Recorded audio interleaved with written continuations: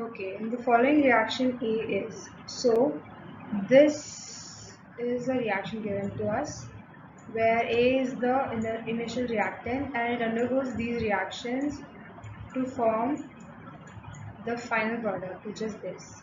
Now we need to find out what A is, alright, out of the 4 given options. Okay, so let's look at the solution. So let's check for the reactions for this structure first.